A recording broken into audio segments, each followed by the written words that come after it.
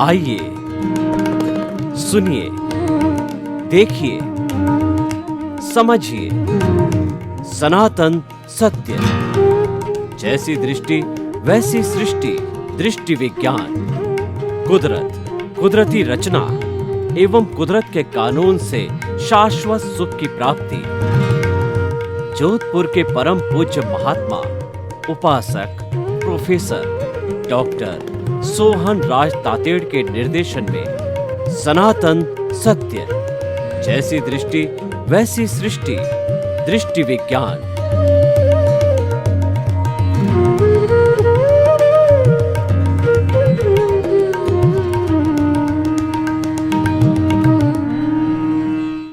ओम शांति प्रभो जय शांति प्रभो पार्श्वनाथ माँ वीर प्रभो। ओम शांति प्रभो जय शांति प्रभो पार्श्वनाथ महावीर प्रभो। ओम शांति प्रभो जय शांति प्रभो पार्श्वनाथ महावीर प्रभो।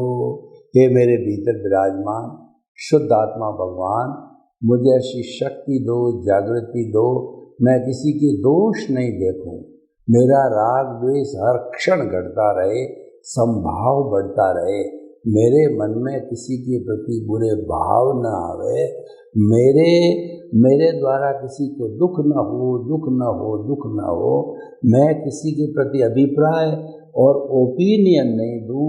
मुझे हर जन्म में मुक्ति के कर्म मिले, मुझे हर जन्म में ज्ञानी पुरुष सद्गुरु मिले। ऐसी कृपा करो, ऐसा आशीर्वाद दो, ऐसी शक्ति दो, जागृति दो। भाई और बहनों, मातृ शक्ति को नमन। आज का सुंदर विषय, जीवन में प्रतिस्पर्धा से बचे। प्रतिस्पर्धा का अर्थ होता है कंपटीशन, एक दूसरे से बराबरी करना, एक दूसरे से आगे बढ़ने की होड़ लगाना, ये प्रतिस्पर्धा होती है।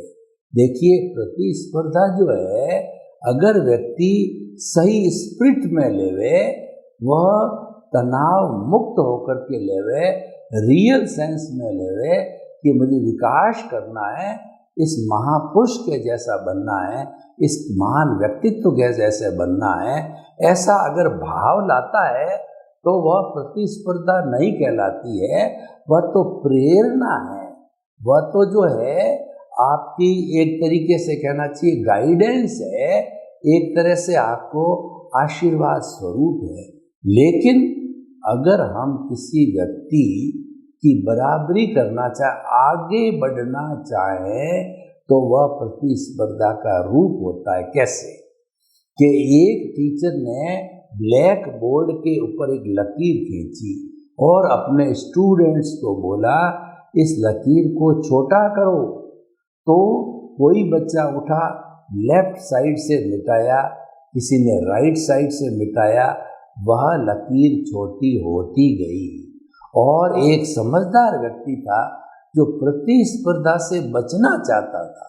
जिन्होंने उसको छोटी किया वो प्रतिस्पर्धा कर रहे थे, लेकिन जो दूसरा प्रतिस्पर्धा से बचना चाहता था, प्रतिस्पर्धा नहीं करना चाहता था, उसने जो है उस लकीर के नीचे उससे लंबी लकीर खींच ली। गुरुजी ने कहा, शाबाश, तूने ये जो कार्य किया है, ये पुरुषार्थ का कार्य किया है। ये बिना किसी के प्रति बुरे भाव रखे कहे, बिना किसी को खराब किए हुए, बिना किसी को डाउन किए, बिना किसी के प्रति जलन रखे हुए, अपने सेल्फ मेड होकर के और विकास करने का जो है, ये आपने जो ये लकीर खींची है, ऐसा भाव बनाया है, आपको बहुत बहुत धन्यवाद, साधुवाद। देखिए, जीवन में यही होना चाहिए। आज के कंपटीशन के जितने भी काम चल रहे, और सैकड़ों हजारों की तादाद में हर चीज़ का कंपटीशन है।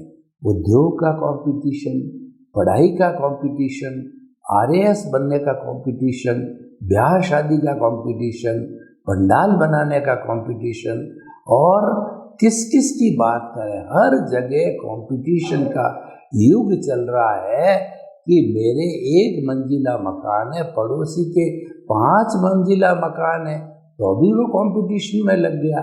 5 मंजिला क्यों है?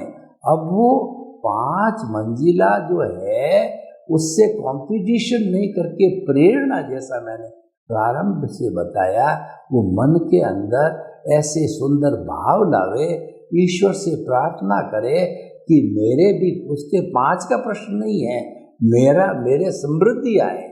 अब अगर भाग्य में लिखा हुआ है और ईश्वर की कृपा होती तो हो भी जाता है। कंपटीशन शब्द है वह जीवन में कभी भी नहीं आना चाहिए। ये निराशा लाता है, ये डिसअपॉइंटमेंट लाता है, ये टेंशन लाता है, ये व्यक्ति की जिंदगी के अंदर अप्रसन्नता लाता है, खटाई लाता है, संबंध भी बिगड़ते हैं और व्यक्ति का मूड ऑफ भी होता है। हम क्यों कंपटीशन करें? अच्छा, मैं आपको ये बताना चाहता हूँ कंपटीशन संभव भी कैसे है। हर प्राणी के अलग अलग भाव पूर्व जन्म में डाले हुए हैं।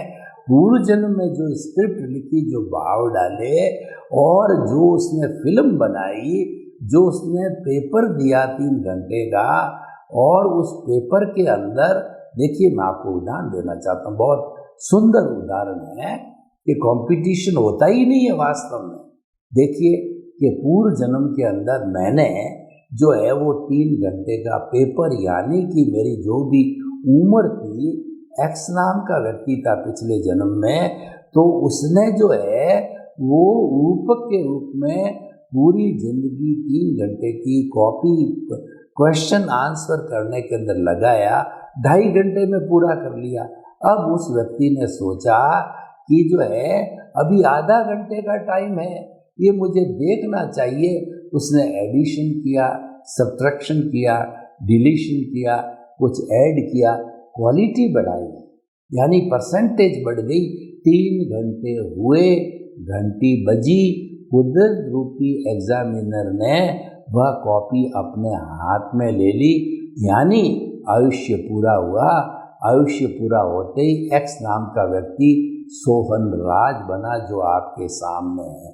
अब वो स्क्रिप्ट उसकी लिखी हुई थी, कॉपी के आंसर शीट उसकी लिखी हुई थी, और जो है मन वचन का है कि बैटरी चार्ज उसकी की हुई थी। वो फिल्म उसने पिछले जन्म में बनाई, वो उसकी ली हुई थी, और उसमें करेक्शन दे करके, और वो फिल्म अच्छी बनी बुरी बनी वो बात अलग है। करेक्शन कैसे लिया जाता है? आपने जब ये फिल्में बनती है तो कभी देखा होगा, तो डायरेक्टर जो है, हीरो हीरोइन विलियन ग्रुप जो भी लोग होते हैं, शॉट लेने होते हैं, उसको अच्छा नहीं लगता, वो कहता है कट, कैमरामैन को कहता है कट कट, और सही लगता है ओके ओके ओके। इससे कट ओके होते होते 2.5 घंटे की फिल्म बनती है, ऑडियो वीडियो टाइप बनती है, ओके होती है जब थिएटर में रिलीज होती है। रिलीज होने के बाद के अंदर जब पुनः पुनः चलाई जाती है, उसमें कोई फेरबदल नहीं होता, कोई संशोधन नहीं होता है। तो ठीक उसी तरह से जो हमारी फिल्म पिछले जन्म में भावक कर्म के अनुसार बनी है, कॉजल बॉडी बनी है हमारी, कॉजेज डाले, करेक्शन दिया, कॉज मिट गया, फिर डाला नो करेक्शन, कॉज स्टैंड रह गया।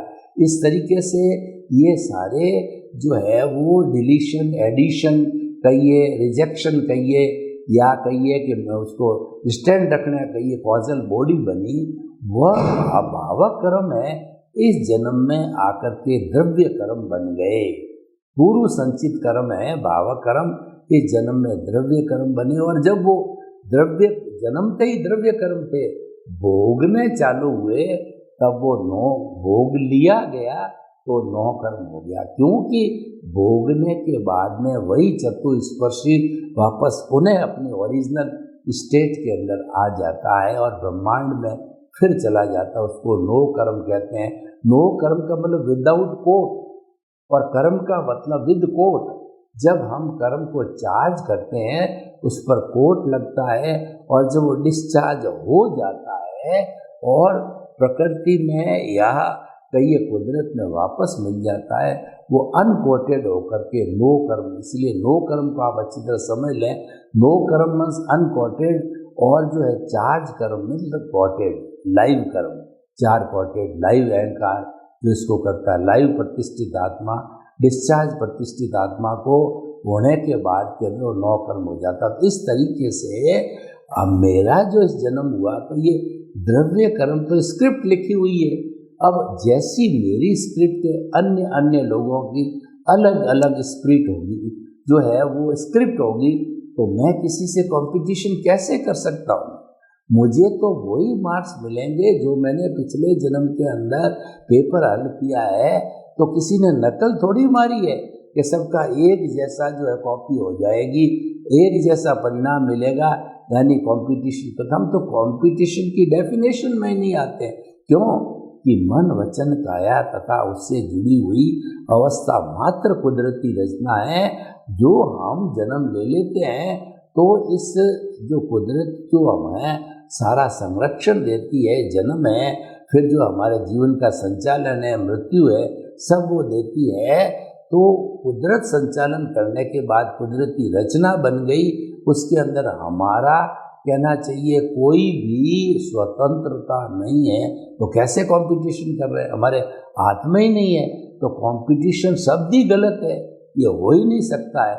इसीलिए उन्हें विषय दिया है कि प्रतिस्पर्धा से बचे। ये मान्यता वाली प्रतिस्पर्धा है कि मैं दौड़ रहे हैं, 3 लोग, थर्ड वाला समझता मैं फर्स्ट आऊँ, सेकंड वाला समझे मैं फर्स्ट आऊँ, और फर्स्ट जो आगे आया वो तो आ ही गया है। तो इस तरीके से जो है ये कंपटीशन नहीं हो। एक ये जो हेल्दी कंपटीशन है ये अच्छे भाव है। अच्छे भाव का अर्थ ये है हम जीवन में अच्छे अच्छे कार्य करें, परोपकार के कार्य करें। It is a healthy competition. ये तो करना ही चाहिए, क्योंकि इसके अंदर उसको बिगाड़ने की, उसके आगे आने की हमारी भावना नहीं है। जो अनफेयर कंपटीशन होता है वो तो फर्स्ट सेकंड थर्ड का कंपटीशन होता है। और जगत कल्याण, जय जगत, और जो है जगत की भलाई का परोपकार का काम होता है, वह भी कंपटीशन होता है। उसके अंदर फर्स्ट सेकंड थर्ड का प्रश्न नहीं है। कोई ज़्यादा डोनेशन देता है, कोई कम देता है, कोई तन की सेवा करता है, कोई मन की सेवा करता है, कोई धन की सेवा करता है। ये सारा जो है हेल्दी कंपटीशन सब न रखना चाहें तो ये सेवा की बात है। तो हमेशा जीवन में कंपटीशन से बचना चाहिए।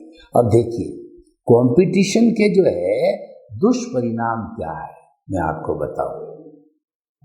एक क्लास के अंदर 2 या 3 बच्चे स्टूडियस होते हैं, तो सबने ये स्टूडियस ने ये कंपटीशन माना कि मुझे फर्स्ट आना है किसी भी हालत के अंदर, मेरे को क्लास में, मेरे को बोर्ड में फर्स्ट आना है।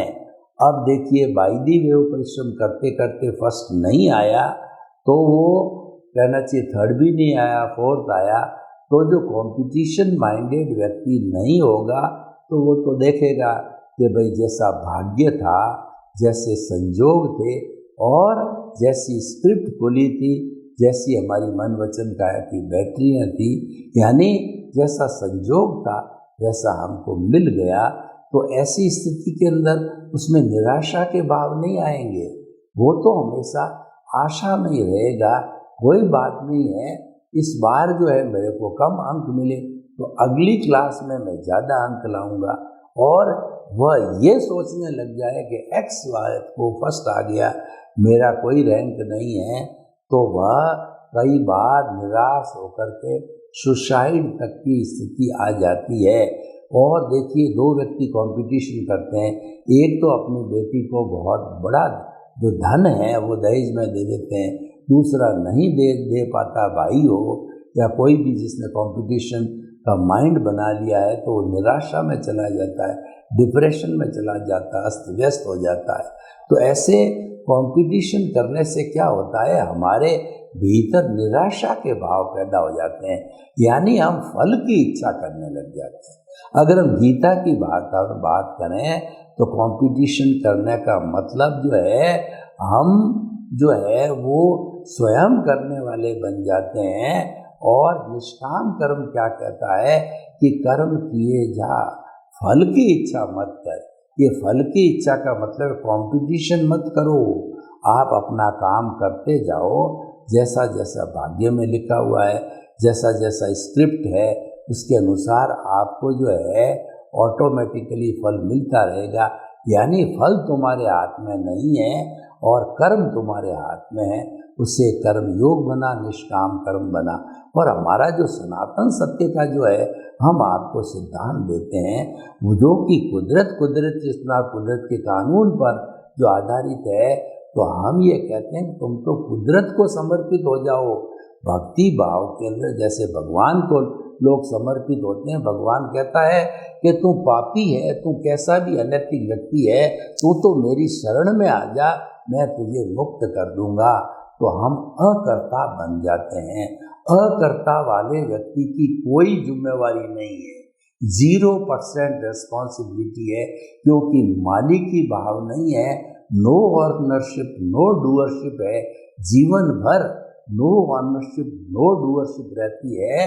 तो जो कुदरत है वो अपने आप उसका ध्यान देती है और वो करती है। एक माँ होती है और एक बिल्कुल छोटा बच्चा 6 महीने 12 महीने कुछ भी नहीं जानता है, लेकिन वो सुरक्षित क्यों रहता है कि उसकी चिंता माँ करती है। तो हमने अगर कंपटीशन छोड़ दिया तो हमारी जो चिंता करने वाली कुदरत माँ तो बैठी है, वो तो अपने आप करेगी। उसकी ड्यूटी है संजोग जुटाने की, वो अपने आप जुटाएगी जैसा हमारा प्रारब्ध है। हमको कोई स्वतंत्रता नहीं है एक भी अतिरिक्त सांस लेने की। तो ये सारा कुदरत को समर्पण, सच्चा समर्पण होता है, ये किया जाता है। तो हम आपको बताना चाहते हैं कि ये जो कंपटीशन की बात है, ये हमें जो है व्यवहारिक जगत के अंदर बहुत अस्त व्यस्त कर देती है।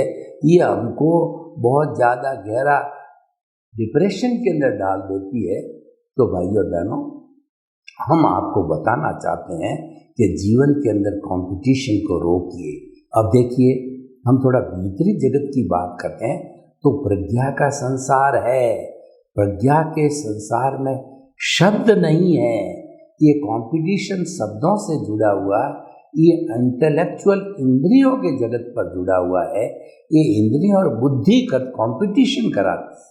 बुद्धि कहती है कि वो आगे बढ़ रहा है, तुम उससे आगे जा। उसने 1 मंजिला मकान बनाया, तो 2 मंजिला बना। उसने अपनी बेटी की शादी पर इतना खर्च किया, तो उससे ज़्यादा खर्च कर। तो लोग कहेंगे कि इसने और भी बढ़िया शादी की है। तो उसने कम वो मार्क्स लाया, तो उससे भी ज़्यादा मार्क्स ला। तो ये बुद्धि है, हमें संसार में भटकाती है, ये राग द्वेष कराती है, ये प्रिय अप्रियता को पैदा करती है। तो हम आपको ये कहना चाहते हैं कि आप शब्दों की जो सीमा है, जो बुद्धि का जगत है, जिसको हम इंटेलेक्चुअल कहते हैं, जो विद्वान बनने का स्थान होता है, वह इंटेलेक्चुअल कहलाता है, बुद्धि का संसार। हम तो कह रहे हैं इसको, ये कंपटीशन का दायरा है, इसको छोड़ के अनकॉम्पिटिशन का जो है वो प्रज्ञा का संसार है। प्रज्ञा तो एक ही बात कहती है कि शाश्वत सुख को प्राप्त करो और सभी प्राप्त करो।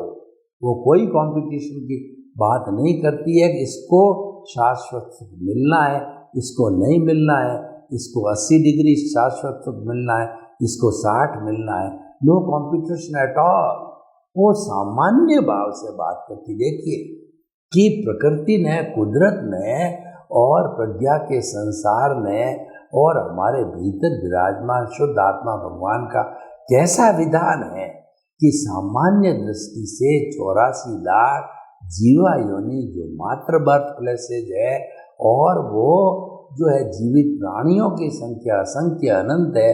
तो हर प्राणी में भगवान बनने की शक्ति है और हर प्राणी जो एक समान है, चाहे राम का हो, चाहे कृष्ण का हो, चाहे महावीर का हो, चाहे आपका हो, चाहे हमारा हो, चाहे घोड़ा गधा ऊंट बैल गाय भैंस चींटी वायरस कोरोना वायरस तक का हो, तो सब में एक समान है। और जो ये फर्क दिखाई देता है, शरीर या कोई मोटा है, कोई गरीब है, और कोई दुखी है, कोई बीमार है, ये फर्क दिखाई देता अपने अपने कर्मों की विभिन्नता के कारण, भाव कर्म के कारण ये द्रव्य कर्म जो है ये विविध दिखाई देते हैं। तो भाई और बहनों, हम आपको ये बताना चाहते हैं कि आप जीवन में कंपटीशन, प्रतिस्पर्धा से बचते रहें और अपना आध्यात्मिक विकास करते रहे।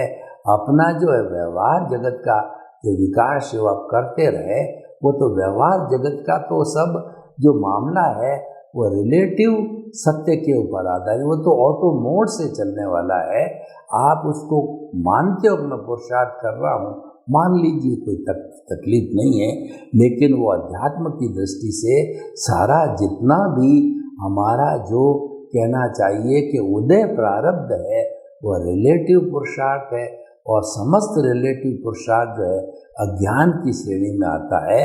और आत्मज्ञान ही सच्चा ज्ञान है, शेष सब अज्ञान है। तो इस थ्योरी से चले तो हम जब आत्मा का चिंतन करने लग जाते हैं तब हम ज्ञान के जो दायरे में घुसते हैं, अध्यात्म के दायरे में घुसते हैं, और हम मात्र जो है व्यवहार जगत की बात करते रहते हैं, तो हम रिलेटिव सत्य के दायरे में रहते हैं। चाहे कोई भी जो मन वचन काया से जुड़ा हुआ सत्य रिलेटिव सत्य है, और आत्मा से जुड़ा हुआ रियल सत्य, जिसको सत्य बोलते हैं, सत्य आधा त बोलते हैं, यानी रियल सत्य, रिलेटिव सत्य। सत्य हमेशा होता है, वो सापेक्ष होता है, और जो है सनातन सत्य होता है वह निरपेक्ष होता है। उसकी चरम सीमा है केवल दर्शन। ये पुरुषार्थ की चरम सीमा केवल दर्शन है। उसके बाद पुरुषार्थ होना बंद हो जाता है। उसके बाद नेक्स्ट बर्थ के अंदर केवल ज्ञान मिलता है जो परिणाम स्वरूप है, और वो परिणाम से ही मिलता है। इसीलिए जो केवली का या तीर्थंकर का अंतिम जीवन होता है, उस जीवन के अंदर केवल भोगना होता है। जो कुछ भी बचा हुआ, जो किया बच गया था पूर्व भोगों के अंदर, वो मात्र डिस्चार्ज होकर के जीरो होता है। तो उसके अंदर केवल भुगतना होता है, कोई पुरुषार्थ नहीं होता है। कोई पुरुषार्थ का मतलब प्रतिष्ठित आत्मा ही नहीं होती है, क्योंकि अज्ञान समाप्त हो गया। अज्ञान समाप्त होता है वीतराग बनने के बाद में। वीतराग कब बनता है? जब मोहनीय कर्म जो है एक भी परमाणु शेष नहीं रहता है, यानी उसको पूरी जानकारी हो जाती है कि मन वचन काया से मुक्त ऐसा मैं शुद्ध आत्मा हूँ। मैं और मेरा वह सारा छूट जाता। I minus my is equal to pure soul की अवस्था में आ जाता है। I plus my is equal to bonded soul की अवस्था में आ जाता है, यानी वो आत्मशुद्धि के अंदर चला जाता, और इसी जन्म के अंदर वो मुक्ति को निश्चित तौर से जाएगा। तो वो वहाँ से जो है ही मोहनीय कर्म हमारा समाप्त होता है वीतराग बनने के बाद में। तो हम आपको ये बताना चाहते हैं कि भीतरी जगत के अंदर जो है हमारा जो ज्ञान दर्शन है उसको हम डेवलप करते रहें, और जब इस जन्म में हमने ज्ञान दर्शन को डेवलप किया है तो हमारा ज्ञानावर्णीय दर्शनावर्णीय है, वह जो है शेष रहता। मोहनीय कर्म जो है वो वीतराग बनने पर समाप्त हो जाता है, यानी कि जो हमारा दर्शन मोहनीय है वह जो है भस्मीभूत हो जाता है ज्ञान लेने के बाद। फिर अप्रत्याख्यानी प्रत्याख्यानी स्वजलन है, बहुत लाइट बचते हैं, वो तो मात्र डिस्चार्ज की तरह ही होते हैं। तो भाई और बहनों, हम आपको बताना चाहते हैं कि जीवन के अंदर आप प्रतिस्पर्धा से बचें। जब कभी प्रतिस्पर्धा का मैटर आए, प्रतिस्पर्धा की बात आए कि इसको है कंपटीशन को आप जीतने के लिए इसमें एंट्री लीजिए, तो ये आपने एंट्री लेते ही आपने दुख को इनवाइट किया। एंट्री लेते ही जो है आपने कर्म बंधन को इनवाइट किया। एंट्री लेते ही आप अज्ञा के जगत में, जो अगर आपने एंट्री नहीं ली है तो आप जो है ज्ञान ले चुके और एंट्री नहीं ली है, तो ज्ञान लेते ही हमारी आत्मा की भाव सत्ता प्रज्ञा जागृत होती, वो हमको भटकने नहीं देती है। बुद्धि जो उस पर जो कहना शासन करने लग जाती है, और जब ज्ञान नहीं होता है हम कर्ता बने रहते हैं कि जो है यह काम मैंने किया, और मन वचन काया रूपी जो ये पुतला है उसको चलाने वाला मैं हूँ, और मन वचन काया गतिविधियाँ मैं करने वाला हूँ, तो फिर वो कर्म बंधन जारी रहता है और भाव भवान्तर में चला आ रहा है, वह हम चलता रहे। क्योंकि ये मार्ग कंपटीशन का मार्ग है, कंपटीशन न करने का मार्ग है, वो प्रज्ञा का जगत है, वो जो है ज्ञान का जगत है, उसके अंदर हमको डेवलपमेंट करना चाहिए, आगे से आगे बढ़ता रहना चाहिए। कहने का अर्थ है कि ज्ञान का नाश ही सच्चा नाश है, और ज्ञान का त्याग ही सच्चा त्याग कहलाता है।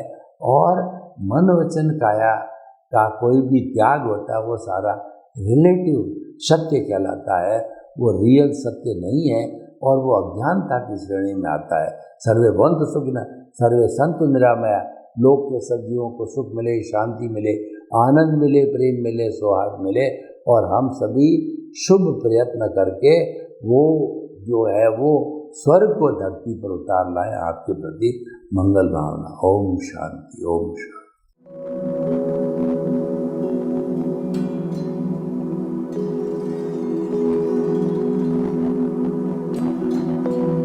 एक ऐसा अंतर्राष्ट्रीय ख्याति प्राप्त मानव जो गुरु प्रेरणा से पिछले 20 वर्षों से वानप्रस्थ जीवन जीते हुए 24 घंटे मानवता की सेवा में संलग्न है। एक ऐसा मानव जो अभी राष्ट्रीय, अंतर्राष्ट्रीय टीवी चैनलों पर 7,500 एपिसोड के माध्यम से सनातन सत्य, आत्मविज्ञान एवं पुनरुत्थान व्यवहार एवं निश्चय जगत के जीवनोपयोगी विषयों पर हृदय स्पर्शी प्रवचन कर चुका है। उस मानव का नाम है महात्मा उपासक प्रोफेसर डॉक्टर सोहन राज तातेड़। प्रोफेसर तातेड़ द्वारा योग, दर्शन, शिक्षा विषयों पर रचित पीएचडी स्तर के 250 शोध ग्रंथ भारत के 100 प्रतिष्ठित विश्वविद्यालयों में शोधार्थी पढ़ रहे हैं, तथा वे सभी शोध ग्रंथ वहां की सेंट्रल लाइब्रेरियों में उपलब्ध हैं। महात्मा सोहन राज ने अभी तक हजारों स्कूलों, कॉलेजों, विश्वविद्यालयों एवं संस्थाओं में सेमिनार, वर्कशॉप, कैंप लगाकर लाखों विद्यार्थियों को योग, दर्शन, शिक्षा का प्रशिक्षण देकर उन्हें सुसंस्कारित किया। डॉक्टर तातेड़ ने भारतीय संस्कृति उत्थान के 4000 से अधिक समसामयिक विषयों पर आर्टिकल लिखकर ऑनलाइन जर्नल, पत्रिकाओं, वेबसाइट्स पर प्रकाशित किया, जिसका उपयोग लाखों पाठक कर रहे हैं। उपासक तातेड़ के 5000 से अधिक आज का सुविचार, आज का शुभ संदेश, आज का मंगल भावना योग आदि चिंतन websites, Twitter, blogger, Facebook, YouTube माध्यमों से लाखों लोग अपना जीवन निर्माण कर रहे हैं। मानवता के मसीहा ऐसे महामानव महात्मा सोहन राज तातेड़ के प्रोफाइल को अभी तक विश्व के 20 लाख दर्शक यूट्यूब पर, 12 लाख गूगल पर एवं लाखों दर्शक फेसबुक, ब्लॉगर, ट्विटर और इंस्टाग्राम पर देख चुके हैं।